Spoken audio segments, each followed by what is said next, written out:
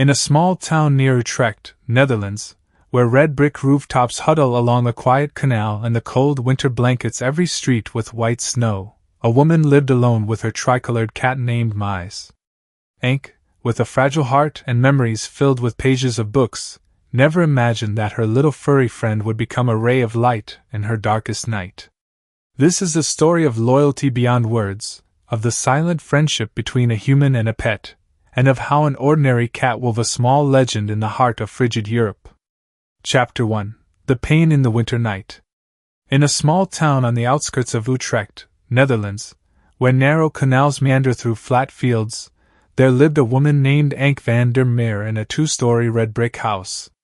The house was over 100 years old, with white painted window frames and a steeply pitched roof typical of Dutch architecture. Henk, 62 years old, was once a literature teacher at a high school in the city, but she had retired, leading a quiet life after her husband passed away more than a decade ago. Her only companion was Mies, a calico cat with a fluffy coat blending white, orange, and black. Mies was neither a rare nor particularly special breed, just an ordinary house cat that Henk had adopted from an animal rescue center 5 years earlier. With its lazy green eyes and habit of curling up by the fireplace, Mies was Henk's greatest comfort during her lonely days, especially since she had been diagnosed with heart disease 3 years ago. That afternoon was a typical winter day in the Netherlands, an overcast sky, cold winds from the North Sea rustling the bare branches in the garden. Snowflakes drifted down lightly, forming a thin layer on the stone pathway leading to Henk's house. Inside, the fireplace crackled, radiating a pleasant warmth. Henk had just brewed a cup of black tea, placing it on the small wooden table beside her armchair, her favorite spot for reading or knitting. Mies lay sprawled on a beige wool rug near the fireplace, its ears twitching occasionally at the sound of the wind whistling through the cracks in the door. Suddenly, a sharp pain pierced Henk's chest, as if an invisible hand was squeezing her heart. She dropped the book she was holding, a collection of poems by Willem Kloos that she had once taught her students, and clutched her chest, her breathing growing rapid.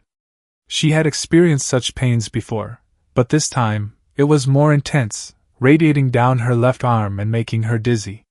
She reached toward the kitchen counter, where a red landline phone sat silently, but her legs trembled, too weak to support her. She collapsed into the chair, beads of sweat forming on her forehead despite the warmth of the room. Mies, who had been dozing, suddenly lifted its head. Its green eyes widened, staring intently at Henk. The cat rose, taking slow steps toward her, meowing repeatedly, its voice louder and more urgent than usual. Henk, struggling against the pain, whispered in a faint breath, "Mies, call someone, help me!" In a small town near Utrecht, Netherlands, where red brick rooftops huddle along the quiet canal and the cold winter blankets every street with white snow, a woman lived alone with her tricolored cat named Mies. Henk, with a fragile heart and memories filled with pages of books, never imagined that her little furry friend would become a ray of light in her darkest night. This is the story of loyalty beyond words, of the silent friendship between a human and a pet, and of how an ordinary cat wove a small legend in the heart of frigid Europe. Chapter 1: The Pain in the Winter Night. In a small town on the outskirts of Utrecht, Netherlands, where narrow canals meander through flat fields, there lived a woman named Henk van der Meer in a 2-story red brick house. The house was over 100 years old, with white painted window frames and a steeply pitched roof typical of Dutch architecture. Henk, 62 years old, was once a literature teacher at a high school in the city, but she had retired, leading a quiet life after her husband passed away more than a decade ago. Her only companion was Mies, a calico cat with a fluffy coat blending white, orange, and black. Mies was neither a rare nor particularly special breed, just an ordinary house cat that Henk had adopted from an animal rescue center 5 years earlier. With its lazy green eyes and habit of curling up by the fireplace, Mies was Henk's greatest comfort during her lonely days, especially since she had been diagnosed with heart disease 3 years ago. That afternoon was a typical winter day in the Netherlands, an overcast sky, cold winds from the North Sea rustling the bare branches in the garden. Snowflakes drifted down lightly, forming a thin layer on the stone pathway leading to Ank's house. Inside, the fireplace crackled, radiating a pleasant warmth. Ank had just brewed a cup of black tea, placing it on the small wooden table beside her armchair, her favorite spot for reading or knitting. Mise lay sprawled on a beige wool rug near the fireplace, its ears twitching occasionally at the sound of the wind whistling through the cracks in the door. Suddenly, a sharp pain pierced Ank's chest, as if an invisible hand was squeezing her heart. She dropped the book she was holding, a collection of poems by Willem Kloos that she had once taught her students, and clutched her chest, her breathing growing rapid. She had experienced such pains before, but this time, it was more intense, radiating down her left arm and making her dizzy. She reached toward the kitchen counter, where a red landline phone sat silently, but her legs trembled, too weak to support her. She collapsed into the chair, beads of sweat forming on her forehead despite the warmth of the room. Mise, who had been dozing, suddenly lifted its head. Its green eyes widened, staring intently at Ank. The cat rose, taking slow steps toward her, meowing repeatedly, its voice louder and more urgent than usual. Ank, struggling against the pain, whispered in a faint breath, "Mise, call someone, help me." She knew it was a meaningless plea, that Mise couldn't possibly understand her words, but in that desperate moment, she clung to the faintest hope. Right after that, something strange happened. Mise turned its head and dashed toward the small kitchen window, an opening Ank usually left ajar so the cat could freely come and go from the backyard. The gap was narrow, but Mise slipped through effortlessly, undeterred by the biting cold of the snow outside. Though Ank's vision was already fading, she could still hear the soft scratching of Mise's claws against the windowsill before the cat disappeared into the white expanse. Less than 50 meters away from Ank's house lived Peter de Jong, a 70-year-old retired railway worker. He lived alone in a similar brick house, with an old bicycle propped against the porch and a few withered potted plants struggling through the winter. That evening, he was sitting in his living room, sipping a cup of hot Earl Grey tea, his favorite, while the old radio broadcasted a weather forecast warning of heavier snowfall overnight. Suddenly, a frantic scratching sound came from the door, not the usual knock of a visitor, but the sharp scrape of claws against wood. Frowning, Peter set his tea down, pulled on a thick wool sweater, and opened the door. Before him stood Mise, its fur soaked and clumped with snow, green eyes gleaming under the porch light. The cat yelled loudly, pawing at the stone doorstep as if trying to convey something urgent. "What's wrong with you, Mise? Where's Ank?" Peter muttered, but a deep unease gripped him. He recalled a conversation over coffee when Ank had mentioned her heart condition, and now, the sight of her panicked cat sent a chill down his spine. Wasting no time, he grabbed his old fur-lined coat, pulled on a woolen hat, and followed Mise through the snow-covered path leading to Ank's house. Pushing open the unlocked wooden door, Peter's heart sank at the sight before him. Ank lay motionless in her armchair, arms limp at her sides, her face pale. Her book lay face down on the floor, and the cup of tea had tipped slightly on the table, its contents long gone cold. "Ank! Can you hear me?" Peter shouted, but the only response was a faint, weak moan. Without hesitation, he rushed to the kitchen counter, grabbed the red landline phone, and dialed 112, the Netherlands emergency hotline. His voice trembled as he spoke. "I need an ambulance immediately. My neighbor is having a heart attack, and she's barely conscious. The address is 14 Kerkstraat, near Utrecht." As he waited, Peter pulled a wool blanket from the sofa and draped it over Ank, trying to keep her warm. He held her hand gently, whispering, "Hold on, help is on the way." Mise remained by Ank's side, its gaze fixed on her, occasionally letting out a soft meow, as if offering comfort. Just 10 minutes later, thanks to the efficiency of the Dutch healthcare system, the wail of an ambulance siren pierced the snowy air. 2 paramedics in reflective jackets rushed inside, carrying a heart monitor and an oxygen tank. Quickly assessing Ank's condition, they lifted her onto a stretcher, checked her pulse, and transported her to the ambulance, speeding toward the central hospital in Utrecht, about a 20-minute drive away. As the ambulance disappeared into the snowy night, Peter closed Ank's door and sighed, turning to Mize. The cat sat still on the rug, licking its wet fur as if it understood that its mission was complete. "You did well, little one," Peter murmured. "I'll make sure to tell Ank all about it when she wakes up."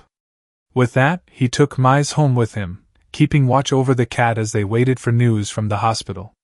A few hours later, the phone rang. The doctor informed Peter that Ank had suffered a severe heart attack relapse, but thanks to the timely intervention, she had passed the critical stage and was now recovering in the intensive care unit. Peter smiled and looked at Mize curled up by his fireplace. "You're a hero, you know that?" he murmured. Chapter 2: Light in the Darkest Days. After 3 days in the hospital, Ank was allowed to return home.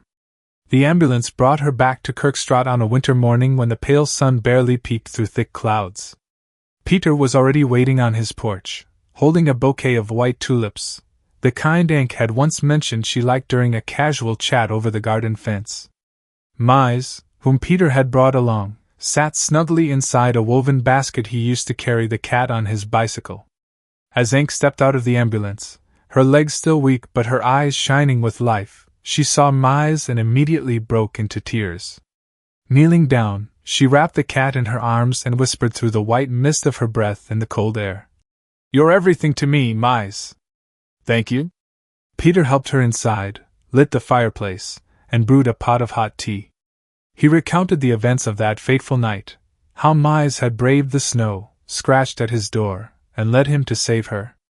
Ank listened, gently stroking Mize's fluffy fur, her eyes welling with emotion. "I never imagined it could do that," she said, her voice trembling. "I always thought cats only cared about eating and sleeping." Peter let out a hearty laugh. "Well, that's mostly true. But maybe, just maybe, Mize knows you're more important than a plate of dried fish." In the following days, Ank gradually recovered, though her doctor strictly advised her to rest completely and take her medication on schedule. She no longer had the strength to tend to her garden or knit as she once did, but she began journaling again, an old habit from her teaching days. In a worn leather notebook, she carefully documented Mize's story, noting every little detail, the scratching at the window, the cat's emerald green eyes shining in the winter night. She wrote, "I don't know if I deserve Mize's loyalty, but I do know that it has given me another chance to live." Word of Ank's miraculous rescue spread through the town. One afternoon, a young journalist named Lisbeth from de Utrecht's Courant knocked on her door. Dressed in a thick navy blue coat, her blonde hair tied up high, Lisbeth held a small recorder in her gloved hands. "Mrs. Ank, I heard from Mr. Peter about your cat," she said with a warm smile. "I'd love to write a piece about it. People need a heartwarming story in this cold winter." Ank hesitated, unused to such attention, but when Lisbeth promised to bring a bag of dried fish for Mize, she smiled and agreed. That weekend, the article was published with the headline, "The Tricolor Cat of Utrecht, a Hero in the Snow." The front page featured a picture of Mize sprawled lazily on Ank's armchair, its green eyes gazing indifferently at the camera.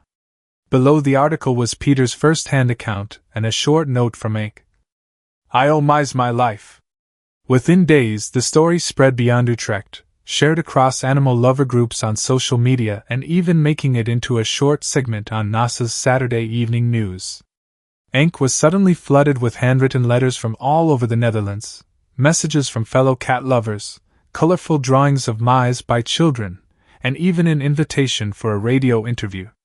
She carefully stored every letter in an old wooden box but declined all public appearances. "I just want peace," she told Peter, "and for Mize to simply be itself." Chapter 3: Spring and New Friends. The harsh winter gradually passed, making way for the radiant spring in the Netherlands. The tulip fields around Utrecht began to bloom, painting the countryside roads with shades of yellow, red, and purple. Although Ank had not fully recovered, she decided to spend time tending to the small garden behind her house, a hobby she had once loved before illness forced her to neglect it. She bought a few packets of carnation seeds from a shop in town, slowly weeding and planting them under the gentle April sunlight. Mize often lay on the windowsill, his blue eyes lazily watching her every movement, occasionally meowing as if giving his opinion. One day, While Ank was watering the newly planted flowers, she heard giggles from behind the low wooden fence. It was Mila and Sem, the two children from the neighboring house who had moved in a few weeks earlier.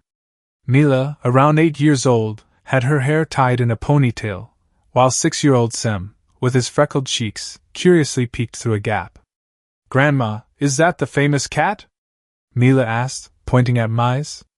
Ank laughed and nodded. "Yes, but he doesn't like being called famous." She invited the two children into the yard, letting them pet Mize while she told them the story of that winter night. Mila and Sem sat still, their eyes wide with fascination, before Sem exclaimed, "I want a cat just like Mize!"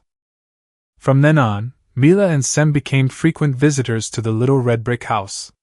They often brought scribbled drawings of Mize, sometimes depicted wearing a crown, sometimes running through the snow, in exchange for stories from the books Ank used to teach her students. She told them about Max Havelaar, the poems of Annie M. G. Schmidt, and Dutch folk legends. The presence of the children made Ank feel less lonely. She realized that ever since her heart condition appeared, she had isolated herself, rarely talking to anyone except Peter. In a way, Mize had pulled her back into the outside world. Peter also visited often, bringing warm pofferages dusted with powdered sugar or a jar of homemade jam from the berries in his garden.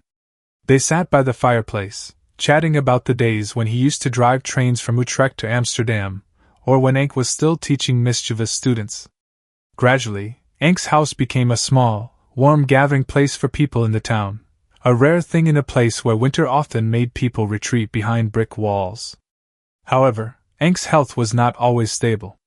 One night in early May, she woke up with a mild chest pain. This time, she remained calm and reached for the emergency alert button that a volunteer group had installed for her after Lisbeth's article. 15 minutes later, an ambulance arrived, checked on her, and took her to the hospital. Fortunately, it was only mild pain caused by stress, not as serious as before. The doctor advised her to rest more and avoid strenuous activities. When she returned home, Ank looked at Mize curled up by the fireplace and smiled. "You don't have to run for help anymore," she said. "I've got it covered now." Chapter 4: The Final Journey. Time passed, and Ank grew weaker. She no longer had the strength to tend to her garden, though the carnations still bloomed every spring, thanks to Mila and Sem, now older and often helping her weed the flower beds. Mize had aged as well. His fur had become rougher, his steps slower, but his bright blue eyes still sparkled whenever he looked at Ank. She knew that both of them were nearing the final days of their journey. On an autumn afternoon in 2030, as golden leaves covered the yard and the cold wind swept through the red brick houses, Ank sat in her armchair, writing the last lines in her journal. She had recorded everything about Mize, from the day she first took him in, to the winter night he saved her life, and the quiet moments they shared. She wrote, "Mize may not be a hero in the eyes of the world, but he was everything to me. If there is a next life, I hope to meet him again." That night, Ank passed away peacefully in her sleep, her hand resting on the open journal. The next morning, it was Peter who found her. Silently, he arranged her funeral with the help of the townspeople. He took Mize into his home, where the cat lived for another year before passing away due to old age. Peter buried Mize in Ank's garden, next to the carnations she loved, and placed a small stone marker with the inscription, "Mize, a loyal friend." But the story of Ank and Mize did not end there. Mila, the little girl from years before, grew up to become a writer. In 2035, she published a children's book titled Mize, the Winter Cat, inspired by her memories of the calico cat and the kind woman who once told her stories. The book became a small phenomenon in the Netherlands, translated into multiple languages, spreading a message of loyalty and the deep bond between humans and their pets. And in the small town near Utrecht, every winter, people still told the tale of the cat who ran through the snow to save his owner, a legend that lived on in the hearts of those under the red brick rooftops. Chapter 5: A Legacy in the Pages. After Ank passed away and Mize was buried in the garden, the small town near Utrecht seemed quieter. Peter, though accustomed to the solitude of old age, still felt the absence of those afternoons spent visiting Ank with a plate of poffertjes or a warm cup of tea. He kept Ank's journal on his bookshelf, occasionally opening it to reread the slanted handwriting she had left behind. He was not as skilled with words as Ank, who had been a teacher, but he understood that those pages held a story worth preserving. One early morning in 2031, Mila, now 14 years old, knocked on Peter's door. She had grown taller, her long hair loosely tied back, and her bright eyes shone with curiosity and determination. "I heard from my mother that you have Miss Ank's journal," Mila said, holding a fabric bag filled with books. "May I borrow it? I want to write something about her and Mise." Peter smiled, retrieved the journal from his bookshelf, and handed it to her. "Keep it," he said. "I think Ank would want that. But promise me you'll tell me if you do something special with it." Mila took the journal home, spending hours in the quiet corner of her room, reading through Ank's words. The stories of Mise, the cold winter night, and the lonely days brightened by the calico cat deeply moved her. She began writing, first short passages in her notebook, then a longer story on her father's old computer. In her imagination, Mise became the protagonist of his own world, a cat who not only saved Ank but also brought joy to the entire town. She titled her story Mise, the Winter Cat.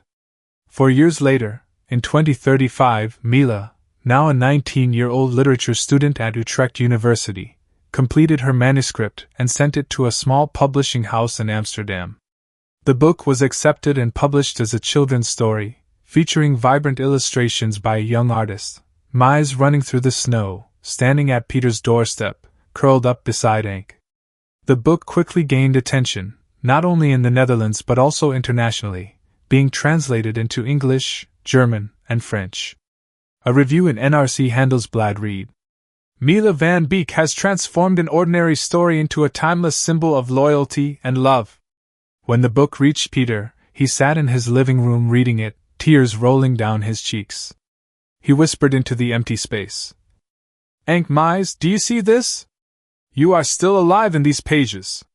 He wrote a handwritten letter to Mila, thanking her for keeping her promise, and enclosed an old photograph, one of the only ones he had left, of Ank sitting in the garden with Mise by her side.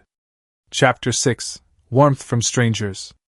The success of Mise, the Winter Cat, not only brought recognition to Mila but also revived the memory of Ank and Mise within the community. Inspired by the story, a volunteer group in Utrecht established a small foundation called the Mise Fund to support elderly people living alone with their pets. The foundation provided medical alert devices, pet food, and even organized gatherings to connect animal lovers in the area. Despite her busy studies, Mila made time to participate in the foundation's events, often bringing her book to read to children. On a winter afternoon in 2036, Mila received a letter from a woman named Elise, who lived in Groningen, a city in the north of the Netherlands. Elise wrote, "I read your book and cried a lot. I also have a cat named Jip, and last year, it meowed loudly to alert my neighbors when I fell down the stairs.